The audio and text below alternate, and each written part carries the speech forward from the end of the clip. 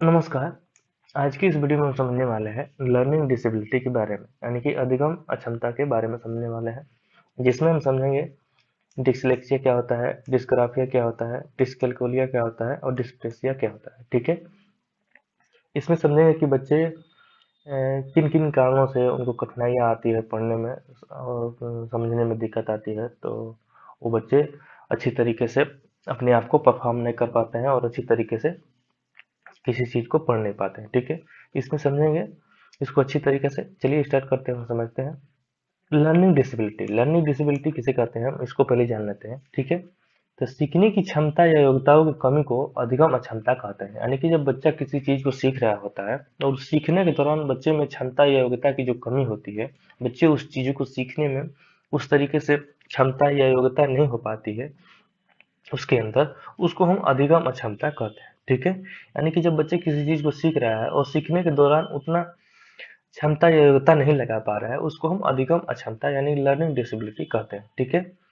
चलिए पहले देख लेते हैं डिसलेक्सिया, यानी कि लर्निंग डिसेबिलिटी में हम पहले देख लेते हैं डिसलेक्सिया को। तो डिसलेक्सिया क्या होता है? ठीक है। ये पढ़ने संबंधित विकार है जिसमें अक्षरों एवं शब्दों को पहचानने, वर्तनी यानी स्पेलिंग और पढ़ने में कठिनाइयाँ होती है। यानी कि डिसलेक्सिया क्या होता है कि ये पढ़ने संबंधित विकार है, यानी कि जब बच्चे को अक्षरों एवं शब्दों को या वर्तनियों को पढ़ने में कठिनाइयाँ होती है, उसको हम डिसलेक्सिया कहते हैं। यानी कि जब बच्चे किसी शब्द को पढ़ रहा होता है या उसको शब्दों को पहचानने में दिक्कत आती है, वो बच्चे उसको पढ़ नहीं पाता है, तो उसको हम डिसलेक्सिया कहते हैं। यानी कि पढ़ने संबंधित विकार को हम डिसलेक्सिया कहते हैं। ठीक है। इसके बाद अगला आता है डिसकैलकुलिया। डिसकैलकुलिया क्या है? तो कैलकुलिया से आपको अनुभव हो रहा होगा कि गणना करने संबंधित ये चीजें या ये अधिगम अक्षमता है। ठीक है। यानी कि इसमें क्या है कि ये गणितीय कौशल संबंधित विकार है जिसमें संख्याओं को समझने, गिनने, गणित गणना करने और संख्या आधारित जानकारी को समझने में कठिनाइयाँ होती है। यानी कि जब बच्चे किसी अंक को गिनने या उसको गणना करने में उसको कठिनाइयाँ होती है, संख्या को अच्छी तरीके से जोड़ नहीं पाता है, गुणा नहीं कर पाता है, तो उसको हम डिसकैलकुलिया कहते हैं। यानी कि गणित से संबंधित जो अंकों से संबंधित उसका विकार है, उसको हम डिसकैलकुलिया कहते हैं। यानी बच्चे को जब हम किसी अंक को देते हैं तो दो अंकों को जोड़ने में उसको कठिनाइयाँ आती है या दो अंकों को गुणा करने में कठिनाइयाँ आती है, तो उसको हम डिसकैलकुलिया कहते हैं। ठीक है। ठीक है। तो ये डिसलेक्सिया रहा और डिसकैलकुलिया रहा। इसके बाद हम अगला देखते हैं, अगला क्या है। इसके बाद अगला है डिस्ग्राफिया। डिस्ग्राफिया क्या है कि ये लिखने संबंधित विकार है। यानी कि जब बच्चे किसी चीज को लिखता है वो तो अच्छी तरीके से नहीं लिख पाता, जैसे जी को लिखना होगा या एच का लिखना होगा, तो बच्चे उसको लिखने में उसको कठिनाइयाँ हुई। जब लिखने संबंधी जो कठिनाइयाँ होती है उसको हम डिस्ग्राफिया कहते हैं। ठीक है। जिसमें सुगमता रूप से लिखने या खराब लिखावट, चित्र बनाने में कठिनाइयाँ होती है। यानी कि बच्चों को कोई शब्द लिखने में बच्चों को कठिनाइयाँ होती है, बच्चे अच्छी तरीके से उसको लिख नहीं पाता है। ठीक है। तो उसको हम डिस्ग्राफिया कहते हैं। यानी कि जब बच्चा किसी चीज को या किसी शब्द को लिखने जाता है तो वो अच्छी तरीके से उसको लिख नहीं पाता है, जो लिखने में उसकी कठिनाइयाँ होती है उसको हम डिस्ग्राफिया कहते हैं। ठीक है। तो लिखने संबंधी जो दिक्कत आती है उसको हम डिस्ग्राफिया कहते हैं। ठीक है। इसके बाद अगला है डिस्प्लेक्सिया। डिस्प्लेक्सिया क्या है? ये गामक कौशल यानी मोटर स्किल या शारीरिक गतिविधि के समन्वय में संबंधित विकार है जो लिखने और चित्रांकन को भी प्रभावित करता है। ठीक है। यानी कि डिस्प्लेक्सिया क्या है कि जब बच्चा अपने बॉडी को संतुलन नहीं बना पाता है, शारीरिक गतिविधियों को समन्वय स्थापित नहीं कर पाता है, उसको हम डिस्प्लेक्सिया कहते हैं। यानी कि जब बच्चा कोई कार्य कर रहा होता है या कोई बच्चा चित्र बना रहा होता है या लिख रहा होता है, तो वो अपने हाथों को नियंत्रण नहीं कर पाता है। ठीक है। जब नियंत्रण नहीं कर पाता है तो बच्चे अच्छी तरीके से न लिख पाएगा न चित्र बना पाएगा, उसी को हम डिस्प्लेक्सिया कहते हैं। यानी कि अपने जो शारीरिक गतिविधि है या अपने हाथों पे या बॉडी पे कंट्रोल नहीं कर पाता है, उसी को हम डिस्प्लेक्सिया कहते हैं। ठीक है। इसके बाद अगला है अफेजिया या डिस्फेजिया। ठीक है। इसमें क्या होता है इसको देख लेते हैं। तो यह वाक और भाषा संबंधित विकार है जो संचार कौशल और भाषा को समझने की क्षमता को प्रभावित करता है।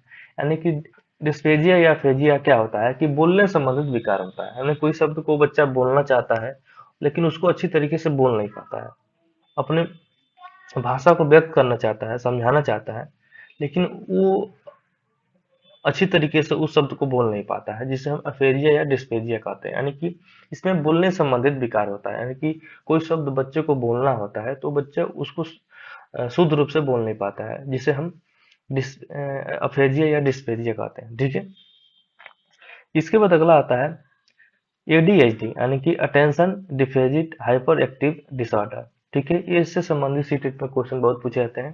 ठीक है, इसको समझ लेते हैं क्या होता है।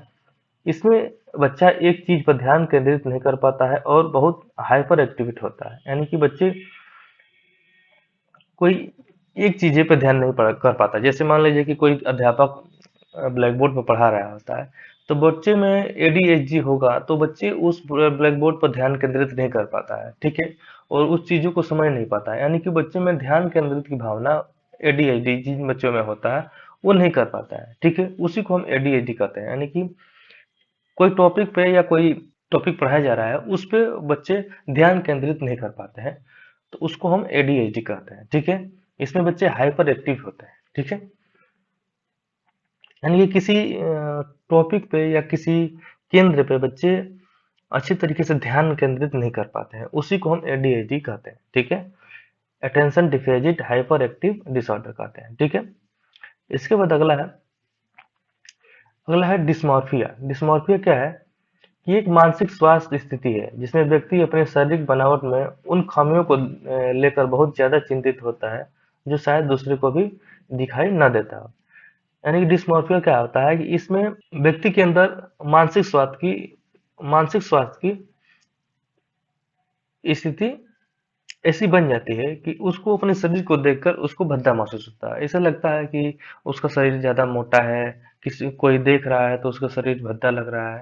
यानी कि उसको देखने की नजर से उसको लगता है कि अपना शरीर बेकार है। उसके अंदर उसके मानसिक स्वास्थ्य में ऐसा बस गया है, उसके मानसिक स्वास्थ्य में ऐसा भर गया है कि हमारा शरीर भद्दा दिख रहा है, हमारी पेट निकला हुआ है, हमारा शरीर ज्यादा मोटा है। ये उसके अंदर भावना विकसित होने लगती है, जिसे हम डिस्मॉर्फिया कहते हैं। ठीक है, यानी कि उसके अंदर खुद ब खुद अपने प्रति गिल्टी महसूस होने लगता है कि लोग मेरे शरीर को दूसरी नजर से देख रहे हैं, मेरा शरीर मोटा है, मेरा हाथ एक बड़ा है, एक छोटा है। इस तरीके से उसके अंदर मानसिक भावना बन जाती है, जिसे हम डिस्मॉर्फिया कहते हैं।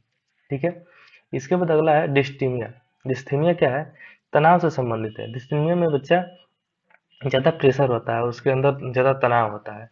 तनाव से संबंधित चीजें हमेशा उसकी मस्तिष्क में घूमती रहती है, जिसे हम डिस्थीमिया कहते हैं। ठीक है, ये लर्निंग डिसेबिलिटी रहा। ठीक है, और इससे संबंधित क्वेश्चन खूब पूछे जाते हैं सीटेट में कि डिस्मार्फिया में क्या होता है, डिस्थीमिया में क्या होता है, डिस्प्लेक्सिया या फेजिया में क्या होता है, एडीएचडी क्या होता है। इससे संबंधित क्वेश्चन सीटेट में खूब पूछे जाते हैं। ठीक है, तो आप इसको अच्छी तरीके से समझ गए होंगे। मिलेंगे नेक्स्ट वीडियो में, तब तक के लिए धन्यवाद, नमस्कार।